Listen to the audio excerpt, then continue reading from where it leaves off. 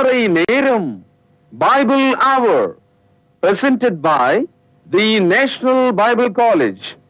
கிறிஸ்துவின் சபையார் உங்களை வாழ்த்துகிறார்கள்.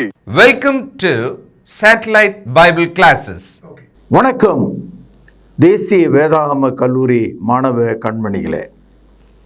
உலகெங்கும் வாழும் தமிழ் மக்கள் மத்தியில் மிகவும் பிரபலமாக, நாணயமாக, நடுநிலையாக தேவனுடைய வார்த்தையை மட்டும் எடுத்து காண்பித்து புதிய ஏற்பாட்டினுடைய மார்க்கத்தை உங்களுக்கு அறிவிக்கிற ஒரு நிகழ்ச்சியாக இந்த கிறிஸ்தவ விழிப்புணர்வு நிகழ்ச்சி, அதாவது திருமறை நேரம் என்ற இந்த ஒலிபரப்பு உங்களுக்கு பயனுள்ளதாக இருக்கும்.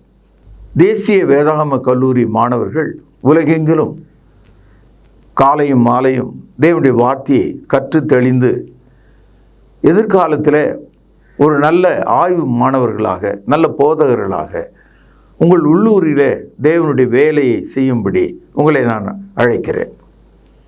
இந்த நாட்களில் புதிய ஏற்பாடு, நியூ டெஸ்டமெண்ட் என்ற தலைப்பில் பல செய்திகளை நம்ம கேட்டோம். நமக்கு ரொம்ப ஆச்சரியமாக இருக்குது. பொதுவாக மக்கள் மத்தியில் கடவுளை பற்றி நினைக்கும் போது, அவர் மனிதனை உண்டாக்கும் போது எதையாவது ஒரு குறையாக அவனை உண்டாக்கி விட்டாரா என்ற ஒரு அடிப்படை கேள்விக்கு மனிதர்கள் நினைக்கிறாங்க. Does God created man inferior in anything? ஏதோ ஒரு குறை அவனுக்குள்ளே இருக்கிறதா என்று யோசிக்கிறார்கள். அது எனக்கு தெரியாது. ஆனால் தேவன் மனிதனை உண்டாக்கும் போது அவருடைய சாயலிலும் அவருடைய ரூபத்திலும் அவருடைய ஆவியிலும் உண்டாக்கினார். ஆதியாகமம் 1 அதிகாரம் 26வது வசனம், ஆதியாகமம் 2 அதிகாரம் 7வது வசனம். When God made man in his likeness, in his image, in his spirit, I have no doubt that God has created man according to his personality only. அவருடைய தன்மையில் தான் நம்மை உண்டாக்கி இருக்கிறார். எந்த ஒரு மறைவும் அங்கே இல்லை. ஆனால் எந்த ஒரு தாயின் தகப்பனும் தன்னுடைய பிள்ளைகளாக இருக்கும்போது செய்கிற ஒன்றும், அவர்கள் வளரும் காலத்தில் அவர்களை பாராட்டுகிற விதமும், அவர்கள் பெரியவர்களான போது அவர்களுக்கு முன்பாக நடக்கிற நடத்தியும் வேறுபட்டு இருக்கும். When the children are young, newborn, and grow and mature and develop to a older level, the relationship with the parents are differ. அதுபோல மனுகுலத்தை தேவன் உண்டாக்கும் போது அவர்களுக்கென்று சில பருவ காலங்கள் இருந்தது. அடுத்த கேள்வி உங்களுடைய மனதில் என்னன்னா, மோசேயினுடைய நியாயப்பிரமாணத்தை கொடுத்தவர் அதை கொடுக்காமல் இருந்திருக்கலாம் இல்லையா? இந்த ஒரு கேள்வியை எப்பவுமே மனிதர்கள் மத்தியில், குறிப்பாக மதத்தில் இருக்கிற போதகர்கள் கூட கேட்குறாங்க. Why God gave the Old Testament law? ஏன் அதை கொடுத்தார்? அப்படியானால் அதற்கு ஒரு நோக்கம் இருக்க வேண்டும். அது என்ன நோக்கம்? இப்போல்லாம் பார்த்தீங்கன்னா நம்ம வீட்டில் இருக்கிற குழந்தைகளுக்கு காலையில் 8 மணிக்கு காலை உணவை கொடுத்து, மதிய உணவை ஒரு பாத்திரத்தில் அதை கட்டி, அந்த குழந்தையை கையில் பிடித்து கொண்டு போகும்படி ஒரு பெண்ணை நியமித்து, அந்த பெண் அந்த குழந்தையை அழைத்து கொண்டு மெதுவாக அழைத்து கொண்டு போய் அந்த பெரிய வாகனங்கள்லாம் ஓடுகிற அந்த ரோட்டையெல்லாம் கடந்து அந்த பள்ளி வாசலுக்கு கொண்டு போய், அந்த பள்ளியிலே இந்த குழந்தை சேர வேண்டிய அறையில் வரைக்கும் கொண்டு போய் விட்டு வருவதை நாம் பார்க்கிறோம். அதே போல் மாலையில் அதே பெண் அந்த குழந்தையை, அவளுடைய புத்தகத்தை எல்லாம் அவள் எடுத்துக்கொண்டு கையை பிடித்து கொண்டு அந்த வாகனம் செல்கிற அந்த ரோட்டையெல்லாம் கடந்து அந்த வீட்டுக்கு வந்து, அந்த வீட்டுக்குள்ளே அந்த குழந்தையை விட்டு அவள் செல்வதை பார்க்கிறோம். இது உங்கள் வீட்டில் நடக்கிற ஒரு விஷயந்தான். இப்போது இந்த குழந்தைய காலையிலேருந்து சாயங்காலம் வரைக்கும் கையில் பிடிச்சிட்டு போய் கொண்டு வந்து விடுறாள். அந்த பெண்ணுடைய வேலை என்ன? அதை நம்ம என்னென்னு அழைக்கலாம்? இதுதான் கேள்வி. இப்போது நம்ம ஊரில் இந்த மாதிரி குழந்தைய அழைத்துட்டு போகிறாங்க இல்லையா, அவங்கள வந்து ஆயான்னு சொல்கிறாங்க. AYYA, ஆயா. சில சமயங்களில் தமிழ் மக்கள் என்ன நினைக்கிறாங்க, இந்த படிக்காத கிராம மக்கள் மத்தியில் இந்த வயது சென்ற கிராண்ட்மா அதாவது பாட்டியை சில மக்கள் கொச்சையாக ஆயா என்று அழைக்கிறதை நீங்கள் பார்க்கலாம். ஆனால் உண்மையிலேயே இந்த வார்த்தை தமிழ் வார்த்தை கிடையாது, சமஸ்கிருத வார்த்தையும் கிடையாது. இது ஒரு அராமிக் வார்த்தை, இயேசு கிறிஸ்து பேசிய அந்த மொழி அது. ஆயா என்றால் யார்? இந்த கலாத்தியர் 3ஆம் அதிகாரத்தில் இந்த ஆயா என்ற இடம் ஆங்கில மொழிக்கு வரும்போது அதை எப்படி மொழிபெயர்த்திருக்காங்கன்னா டியூட்டர். டியூட்டர்னா யார்? டியூட்டர்னா டீச்சர் கிடையாது. டியூட்டருக்கும் டீச்சருக்கும் என்ன வேறுபாடு? ஆயாவுக்கும் பள்ளிக்கூடத்தில் இருக்கிற ஆசிரியைக்கும் என்ன வேறுபாடு? ஆயா அந்த குழந்தையினுடைய உயிரை பாதுகாக்கவும், அந்த குழந்தையினுடைய அறிவில்லாத அந்த சின்ன வயதை தன்னுடைய அறிவினாலே பொத்தி பாதுகாத்து நடக்க செய்து பயங்கரமான அந்த சாலையிலே அதை கடந்து பள்ளியை கொண்டு போய் சேர்க்கிற வேலையை ஆயா செய்கிறாள். பள்ளியிலிருந்து அழைத்து வருகிற வேலையை ஆயா செய்கிறாள். அந்த குழந்தையினுடைய பாதுகாப்பு ஆயாவின் கையில் இருக்கிறது. சரி, பள்ளிக்கு போன குழந்தை அங்கே ஒரு ஆசிரியை சந்திக்கிறாள். இந்த ஆசிரியை என்றதுக்கு தான் ஆங்கிலத்தில் டீச்சர். இந்த டீச்சருடைய வேலை என்ன? டீச்சருடைய வேலை அந்த குழந்தைகளுக்கு அறிவை கற்றுக் கொடுப்பது. Teacher has to teach the knowledge. Ayah has to take care of the child. இப்போ உங்களுக்கு புரிஞ்சிருக்கும்னு நான் நினைக்கிறேன். இப்போ என்ன சொல்ல வராரு பரிசுத்த ஆவியானவர்? பழைய ஏற்பாடு என்பது இஸ்ரவேலர்களுக்கு கொடுக்கப்பட்டாலும் இயேசு கிறிஸ்துவாகிய அறிவு, அந்த டீச்சர், பரலோகத்துக்குரிய பேராசிரியராக இருக்கிற இயேசு கிறிஸ்து, த மாஸ்டர் டீச்சர், அவரிடத்தில் நம்மை அழைத்து கொண்டு போவதற்கான ஒரு ஆயாவாக, ஒரு டியூட்டராக, ஒரு சூழ்நிலைக்கான ஒருவராக அது இருக்கிறது. ரொம்ப ஆச்சரியமாக இருக்கு இல்லையா? அதாவது the purpose of the Old Testament, it is like a tutor taking the immature child to the master teacher. பரலோகத்துக்குரிய போதகரிடத்தில் நாம் அனைவரையும் குழந்தைகளாக இருக்கிறதுனால நம்மை கைப்பிடித்து கொண்டு போகக்கூடிய ஒரு ஆயாவை போல நியாயப்பிரமாணம் இருக்கிறது. இந்த ஓமையை நான் ஒன்றும் சொல்லலை, நான் ஒன்றும் கண்டுபிடிக்கல, வேறு எந்த புத்தகத்துலேயும் இந்த மாதிரி எழுதி இல்லை, பைபிளில் தான் எழுதியிருக்கு. வழங்குச்சா உங்களுக்கு? இப்பொழுது கலாத்தியர் 3ஆவது அதிகாரம் 24வது வசனம். இவ்விதமாக நாம் விசுவாசத்தினாலே, கவனிங்கள், நீதிமான்களாக்கப்படுவதற்கு நியாயப்பிரமாணம், கவனிங்கள், பேனால் அடிக்கோடிடுங்கள், நம்மை கிறிஸ்துவனிடத்தில், கவனிங்கள், வழி நடத்துகிற உபாத்தியாய் இருந்தது. இந்த உபாத்தியாய், ஆசிரியாய் என்று அவங்களால மொழிபெயர்க்க முடியல. ஆங்கிலத்தில் டீச்சர்னு மொழிபெயர்க்க முடியல, அதனால தான் அவங்க டியூட்டர்னு போட்டாங்க. கிரேக்க மொழியில் இந்த இடத்துல ஆயா என்று வந்திருக்கிறது. ஏனென்றால் அரபிக் சொல்ல அப்படியே எடுத்துக்கிட்டாங்க அவங்க. உபாத்தியாய் மூலமொழியில் என்ன இருக்கு? ஆயா. ஆங்கிலத்தில் எப்படி இருக்கு? டியூட்டர். அதனால தான் தமிழில் நேரடியாக ஆசிரியை என்ற வார்த்தையை உபயோகிக்காம உபாத்தியாய், அதாவது இவங்க அறிவை போதிக்கிற பாடங்களை நடத்த மாட்டாங்க. எந்த ஆயாவும் உட்கார வச்சு குழந்தைய ஆ ஆ இ 1 2 3 இதெல்லாம் கத்தர மாட்டாங்க. அவங்க வேலை குழந்தைய கையில் பிடிக்கிறது, குழந்தையினுடைய வாயை துடைக்கிறது, கையை கழுவி விடுறது, பத்திரமாக கொண்டு போவது, சாலையை கடக்க செய்வது, பள்ளியில் சென்று அறையில் உட்கார வைத்து விட்டு திரும்புவது. அதை மாதிரி இருக்குது பழைய ஏற்பாட்டினுடைய நியாயப்பிரமாணம். அப்போது நம்ம மனதில் இவ்வளோ நாள் என்ன நினச்சோம்? Why God gave the Old Testament. இங்கே பரிசுத்த ஆவியானவர் அதற்கான ஒரு பதில் சொல்கிறாரு. அந்த பழைய ஏற்பாடு இருந்ததுனால்தான் நம்ம எல்லாருக்கும் பாவனை என்னன்னு தெரிஞ்சுது. இப்போ ஒரு சட்டம் வந்த பிறகு தான் மீறுதல் என்னன்னு நமக்கு தெரியும். சட்டமே இல்லைன்னா மீறுதல் என்னன்னு தெரியாது. கவனிச்சிங்களா? அதனால் தேவன் நம்மை ஒழுங்குபடுத்துகிறார்.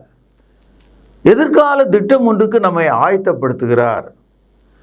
பரலோகத்துக்குரிய கிறிஸ்துவண்டை நம்மை வழி நடத்துகிறார். அப்போ பழைய ஏற்பாடு முழுவதுமே கிறிஸ்துவை நோக்கி செல்கிற ஒரு ஆயாவை போல் இருக்கிறது. The entire Old Testament, it's like a tutor taking us to Jesus Christ. இப்பொழுது கலாத்தியர் 3வது அதிகாரம் 16-17 வசனங்கள். இதை நம்ம கொஞ்சம் கவனமாக பொறுமையாக தெளிந்து அறிந்து கொள்ள வேண்டும். நியாயப்பிரமாணத்தை ஆபிரகாமினுடைய குடும்பத்தாருக்கு தேவன் கொடுத்தார். ஆபிரகாம், ஈசாக்கு, யாக்கோபு இவர்களை வேதாகமும் பிதாக்கள், முற்பிதாக்கள் என்று அழைக்கிறது. இந்த 3 பேருடைய குடும்பம் தான் விரிவடைந்து 430 வருஷம் எகிப்து தேசத்திலே அடிமைகளாக இருந்து ஆண்கள் மட்டும் 6 லட்சம் பேர், பெண்கள் எவ்வளவுன்னு தெரியல, குழந்தைங்க எவ்வளோன்னு தெரியல, ஏறக்குறைய 20-21 லட்சம் இருக்கும். அவ்வளவாக பெருகினார்கள்.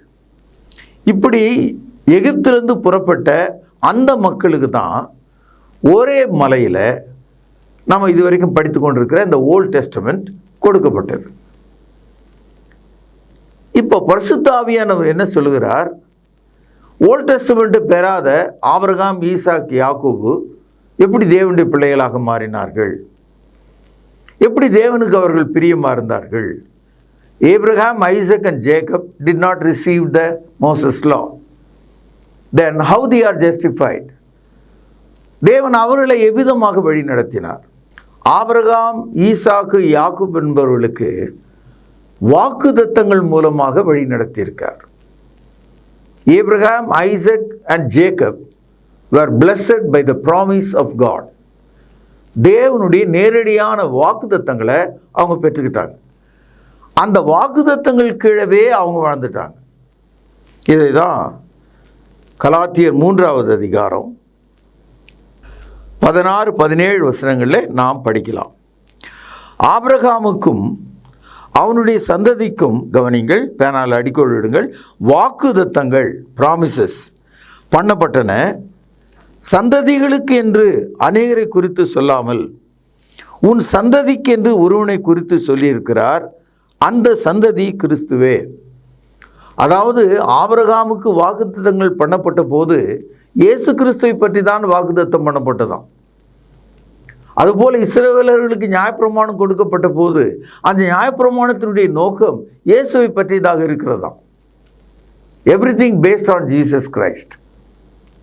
இப்பொழுது கவனிங்கள் 17வது வசனம்.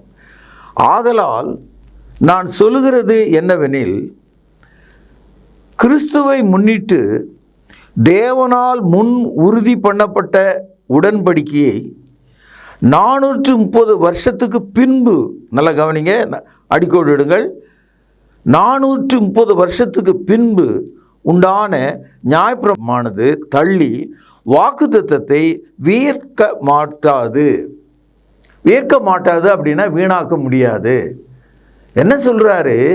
ஆபிரகாமுக்கு கொடுத்த வாக்குத்தத்தம் இருக்கிறது, அது மிக பெரியது. அதுக்கு முன்னால் இந்த நியாயப்பிரமாணம் ஒன்றுமே இல்லை. God's promises are greater than the law. கடவுள் ஒரு வாக்குத்தத்தம் கொடுத்தா அதை எந்த சட்டத்தாலையும் மாற்ற முடியாது, குறைக்க முடியாது. ஆக என்ன சொல்கிறாரு? ஆபிரகாம், ஈசாக்கு, யாக்கோபு என்பவர்களை தேவனுடைய வாக்குத்தத்தம் மூலமாய் நீதிமானாக்கி இருக்கிறார். அப்படி இருக்கும்போது அதுக்கு பின்னால் 430 வருஷத்துக்கு பின்னால் வந்த நியாயப்பிரமாணம் ஒன்றும் பெருசு கிடையாது. சகோதரர்களே, இந்த கருத்தை இந்த மதத்தில் இருக்கிற கிறிஸ்தவர்கள் நல்லா புரிஞ்சுக்கணும். காரணம், இதை புரிஞ்சுக்காமல் போனதுனால தான் ஏதோ சொல்லுவாங்களே இந்த ஆசிரியர்கள்லாம் தடிமாடுன்னு. ஏன் அதை தடிமாடுன்னு சொல்கிறாங்கன்னா, மாடு நல்லா பெருசாக இருக்கும் ஆனால் பால் மட்டும் கொடுக்காது, அதை தடிமாடுன்னு சொல்லுவாங்க. உங்கள் ஊரில் என்ன சொல்கிறாங்களோ எனக்கு தெரியல. அது மாதிரி தடிமாடு கணக்காக இந்த பைபிளை புரிந்து கொள்ள முடியாத மக்கள் இருக்காங்க. அது மாடாக தான் இருக்குதே தவிர பால் கொடுக்குறது இல்லை. அது மாதிரி பயனற்ற ஒரு விசுவாசியாக இருக்காங்க. கிளி ஜோசியக்காரன் மாதிரி பைபிளில் விரலை விட்டு ஏதாவது ஒரு பேஜை எடுத்து, இது பார்த்தீங்களா கர்த்தர் உங்களுக்கு சொல்லியிருக்கார், நீங்கள் வீடு கட்டுவீங்கன்னு, உங்களுக்கு கல்யாணம் ஆகும்னு சொல்லி, உங்களுக்கு நல்ல பிரசவம் ஆகும்னு சொல்லி, அதாவது அந்த பிரசங்கியார்கள் மனிதர்களுக்கு எது பிரியமாக இருக்குமோ, எது சரியாக இருக்குமோ, எது மகிழ்ச்சியாக இருக்குமோ அதையெல்லாம் சொல்லி இதை தான் நான் சொல்லும்போது அவங்க மேலே ஏதோ வருத்தத்தினால் நான் சொல்கிறேன்னு நினைக்காதீங்க. அடிப்படையில் இது நடக்குதுன்றதுக்காக உங்களுக்கு சொல்கிறேன். இயேசு கிறிஸ்து சொன்ன வேலையை செய்யாமல் பாசமுள்ள வேலையை செஞ்சிட்ருக்காங்க. இப்போ ஒரு கேள்வியை உங்கள் மனசுக்குள்ளே வச்சுருப்பீங்க, அது என்னன்றதை பார்ப்போம். கலாத்தியர் 3வது அதிகாரம் 19வது வசனம். அப்படியானால் நல்லா கவனிங்க, நியாயப்பிரமாணத்தின் நோக்கம் என்ன? What is the purpose of the law? அப்போது நியாயப்பிரமாணம் கொடுக்கறதுக்கு முன்னால் தேவன் வாக்குத்தத்தங்கள் மூலமாய் ஆபிரகாம், ஈசாக்கு, யாக்கோபு என்பவர்களை தேவன் நீதிமானாக்கி அவர்களை ஆசீர்வதித்திருக்கிறாரே. அப்படி இருக்கும்போது எதுக்கு இந்த நியாயப்பிரமாணம்? ஏன் இதை கொடுத்தார்? இதன் நோக்கம் என்ன? 19ஆம் வசனம். அப்படியானால் நியாயப்பிரமாணத்தின் நோக்கம் என்ன? வாக்குத்தத்தம் பெற்ற சந்ததி வருமளவும். கொஞ்சம் கன்ஃபியூஸாக இருக்கும் உங்களுக்கு.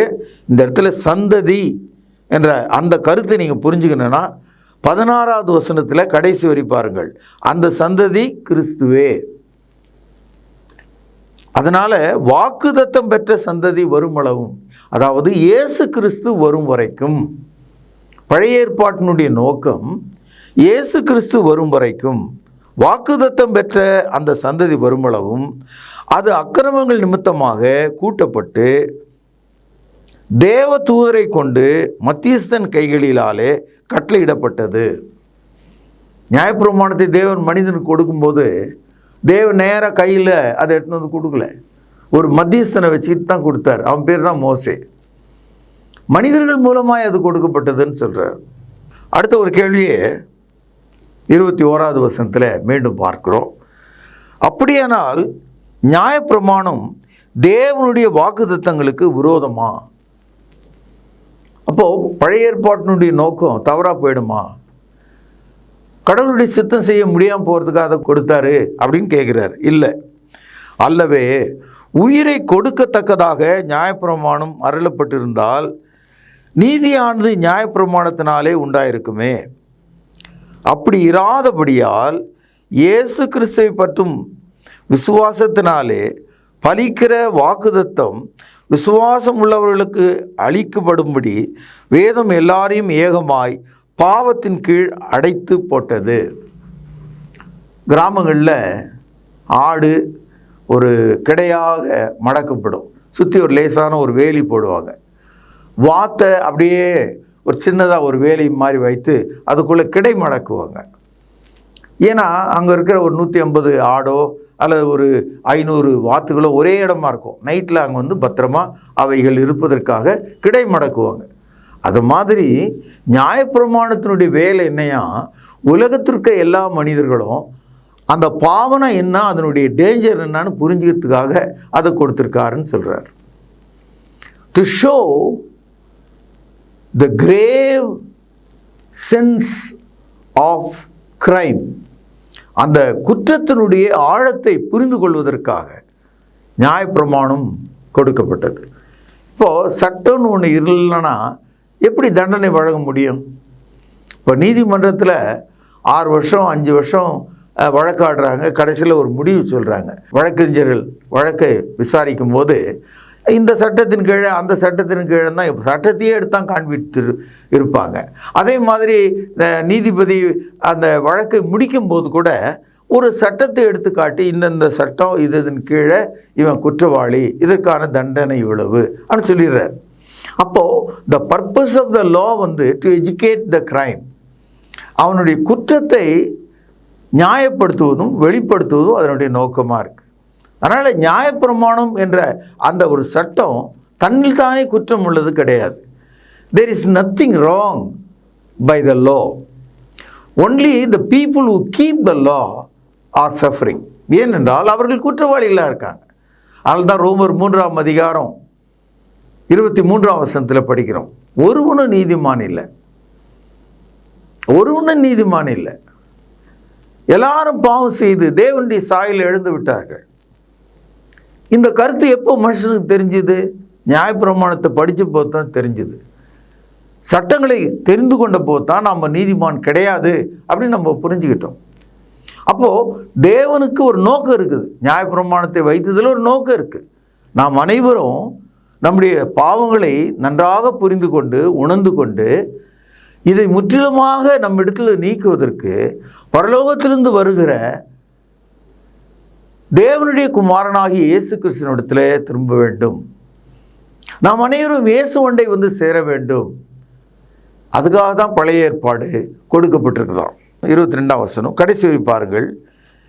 வேதம் எல்லாரையும் ஏகமாய் பாவத்தின் கீழ் அடைத்து போட்டது.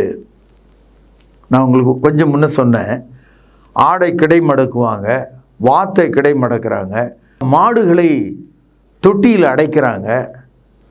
இந்த இடத்துல தொட்டின்னா பாத்திரம் இல்லை, மாடுகள் இருக்கிற ஒரு இடம்.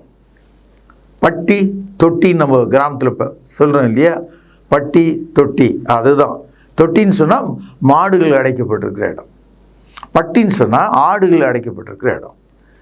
இப்போது வேதம் என்ன செய்து தான் பழைய ஏற்பாடு எல்லா மனிதரையும் பட்டி தொட்டியில் வச்சு அடங்கின மாதிரி இயேசு கிறிஸ்து வரும் வரைக்கும் நம்ம அடைச்சி வச்சுருக்கோம்.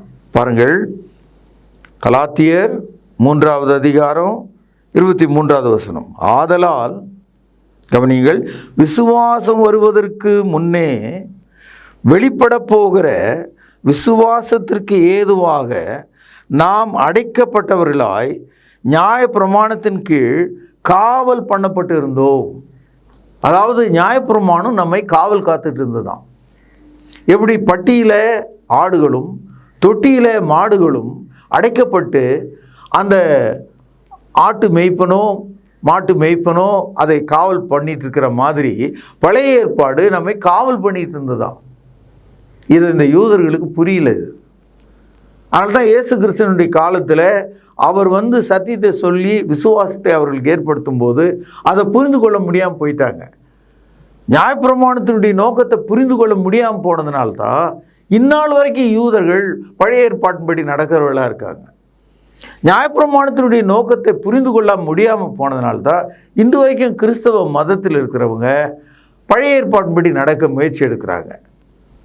பழைய ஏற்பாடு கிறிஸ்துவனை நம்மை வழிநடத்தக்கூடிய ஒரு உபாத்தியாயாகவும் நம்மை காவல் பண்ணுகிற ஒரு காவல்காரனை போலவும் பாவத்தை அறிகிற அறிவை நமக்கு உண்டாக்கக்கூடியதாகவும் இயேசு கிறிஸ்து மூலமாய் உண்டாகும் நீதி நமக்கு அறிவிக்கக்கூடியதுமாய் இருக்கிறது. ஆகவே என் அன்பு சகோதரர்களே, இதை நீங்கள் நன்றாக புரிந்து கொள்ள வேண்டும். சென்னையில் சென்ட்ரல் ரயில்வே ஸ்டேஷனுக்கு நீங்கள் போயிருப்பீங்க. வெள்ளைக்காரன் 200 வருஷத்துக்கு முன்னால் அந்த ரயில்வே ஸ்டேஷனை அமைத்த போது ஒரு ஆச்சரியமான மெத்தடில் அவன் பண்ணியிருக்கான். அது என்னென்னா, ட்ரெயின் வந்து எங்கே வேணாலும் வரலாம், அந்த சென்ட்ரல் ஸ்டேஷனுக்கு வந்த உடனே அதான் கடைசி, அதை தாண்டி அந்த ட்ரெயின் போகாது. எல்லா ட்ரெயினும் அங்கே நின்று மறுபடியும் வேணால் திரும்பி போகுமே தவிர அந்த ஸ்டேஷன்லேருந்து தொடர்ந்து போகிறதுக்கு வழி கிடையாது. ஏன்னா அந்த மாதிரி அதை கட்டியிருக்காங்க. ஆல் ட்ரெயின்ஸ் மே ஆல்ட், அங்கே வந்து நிறுத்தலாம், ஆனால் அப்படியே கண்டினியூ பண்ண முடியாது, திரும்பி வேணால் போகலாம். அது மாதிரி நியாயப்பிரமாணம் இயேசு கிறிஸ்து வரைக்கும் தான், இயேசு கிறிஸ்து தாண்டி போக முடியாது. அந்த மாதிரி தான் புதிய ஏற்பாடு போதிக்கிறது. பார்ப்போம். ரோமருக்கு எழுதிய நிருபம்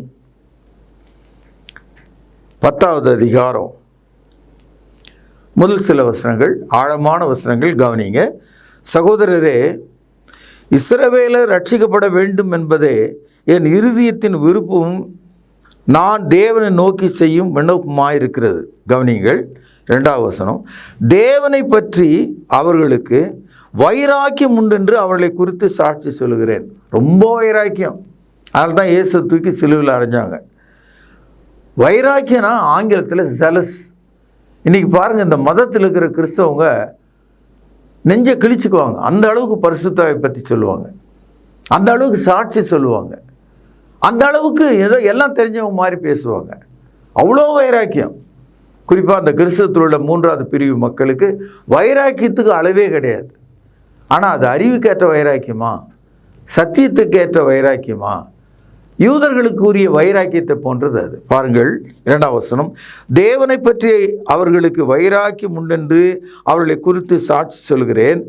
ஆகிலும் அது அறிவுக்கேற்ற வைராக்கியம் அல்ல. கவனிங்கள், ஏனென்றால் அவர்கள் தேவனுடைய நீதியை அறியாமல் தங்கள் சுயநீதியை நிலைநிறுத்த தேடுகிறபடியால் தேவ நீதிக்கு கீழ்ப்படியாது இருக்கிறார்கள்.